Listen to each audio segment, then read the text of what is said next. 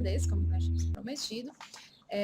Nas últimas semanas, vocês vêm respondendo nos simulados, nem todos deram tempo, né, fazer a correção, e a gente vai fazer agora através de videoaulas.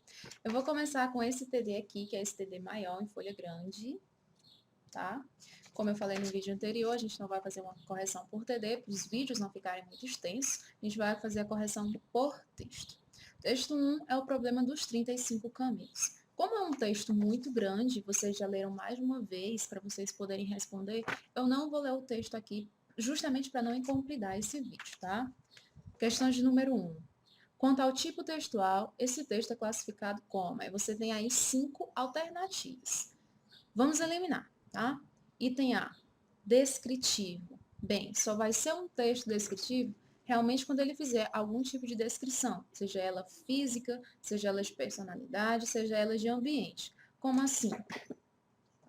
Por exemplo, ó, eu tenho um boneco em forma de anjo, um vestido azul, uma roupa azul, uma cafta azul, asinhas brancas, cabelo cacheado marrom, olhos pretos, boca vermelha, pezinhos, mãozinhas. Pronto. Fiz uma descrição.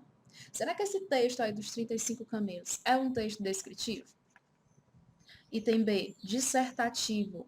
Texto dissertativo é aquele em que eu expresso alguma opinião, geralmente essas redações que a gente faz para Enem, para vestibular, tá? Texto informativo, item C. Não é um texto informativo porque ele não te traz informação. Vai ser um texto informativo quando a gente tiver uma notícia, quando a gente tiver uma reportagem. Item D, texto injuntivo. Texto injuntivo é aquele que procura te dar instruções, tá? Um texto instrutivo. É uma bula de remédio, é uma receita de bolo, é um manual de instruções, é um manual de montagem, regras. Não, texto dos 35 camelos não. E por último, item é texto narrativo. Sim, é um texto narrativo, porque o texto narrativo é aquele que conta histórias, tá? E a gente realmente tem uma história, a história aí do Meremis e seu companheiro, ok? Então, primeira questão, item E. Segunda questão. Destaque entre as características do texto. Aí, de novo, ele te dá 5 alternativas, e se você prestar atenção, as 5 alternativas dizem respeito aos tipos de texto que você tem aqui na página anterior, tá? Item A defesa de um ponto de vista através de argumentos. Não, porque isso aqui é característica do texto dissertativo, que é o texto de opinião. Item B, a descrição detalhada de objetos e ambientes. Não, porque senão aí seria um texto descritivo. Item C, a exposição de dados colhidos em uma pesquisa. Não, característica do texto informativo. Item D, o desenvolvimento de ações por personagens. Sim, tá, é o que está acontecendo. Se está narrando uma história, toda história é história de personagem. Então, se é um texto narrativo, a gente tem o desenvolvimento de ações por personagem, que é a nossa questão correta. E o item E, uma sequência de ordens para o leitor seguir. Não, que é uma característica do texto injuntivo. Então, segunda questão, alternativa D. Na terceira questão, durante a conversa com os 3 herdeiros, Beremiz tentou demonstrar. Eu vou ler primeiro as alternativas, tá? Item A, esperteza em benefício próprio.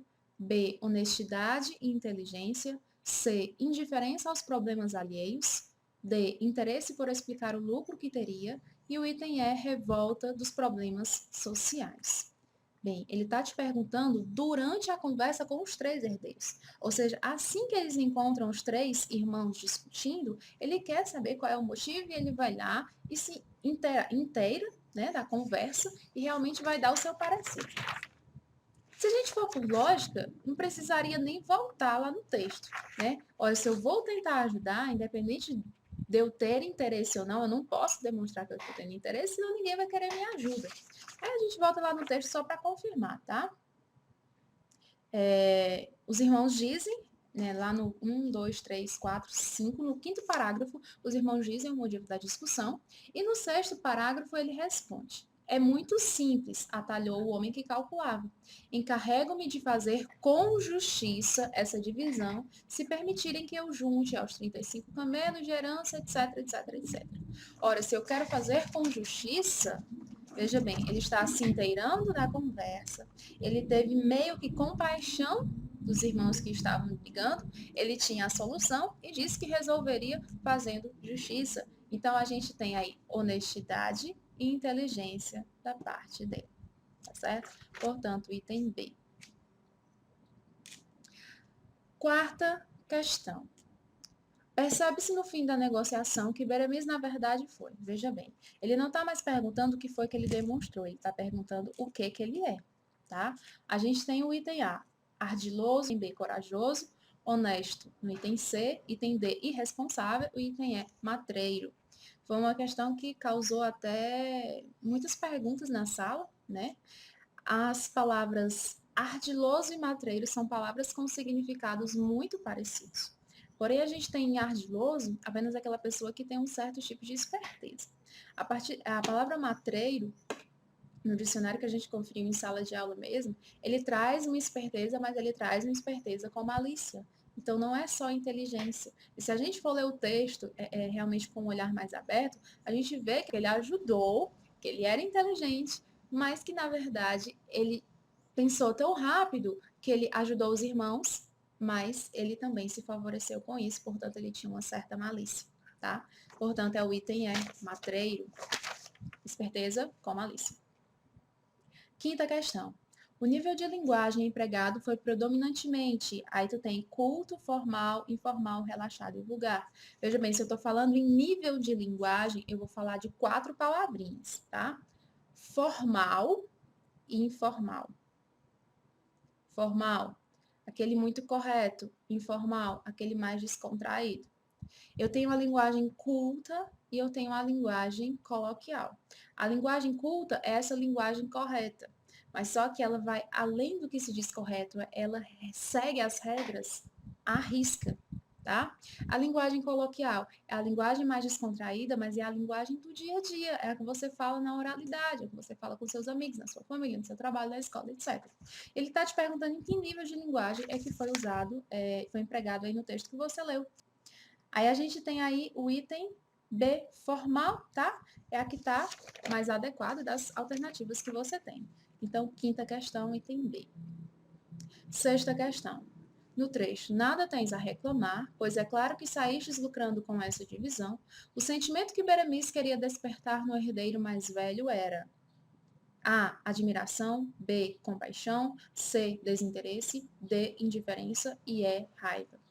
Veja bem, se ele diz que você não tem nada a reclamar, porque você está ganhando, eu estou ganhando, ele está ganhando, está todo mundo ganhando, parece que eu quero que você me admire pela forma como eu resolvi esse problema que parecia não ter solução, tá? Portanto, a gente tem aí como questão correta o item a questão da admiração.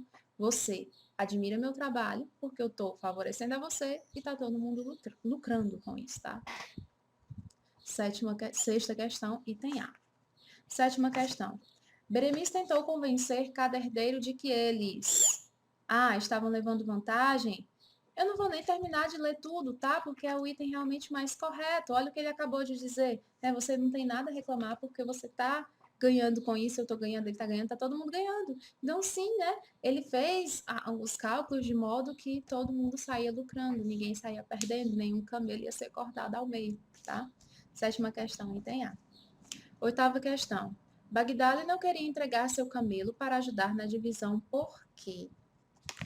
Você tem aí 5 alternativas. Vou voltar lá no texto para ver se você compreende melhor.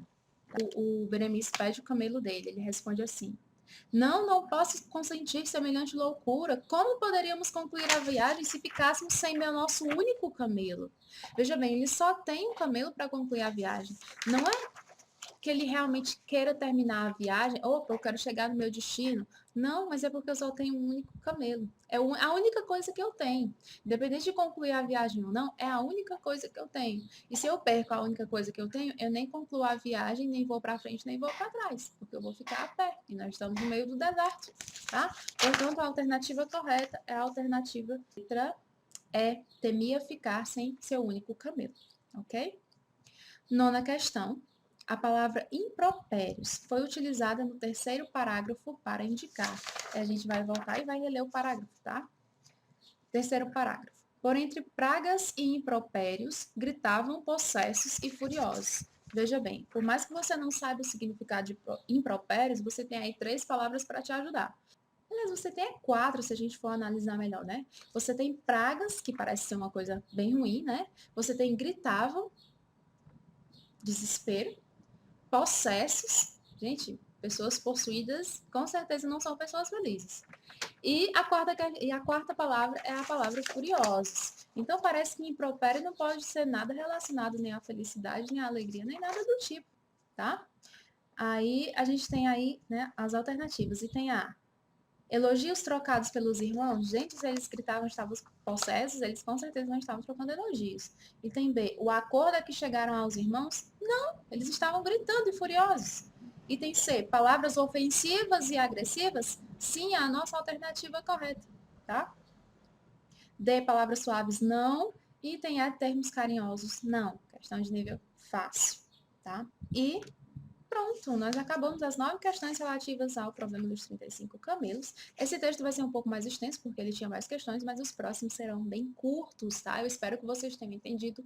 Qualquer coisa, deixe lá no grupo o seu comentário, a sua pergunta, e vamos ao próximo texto.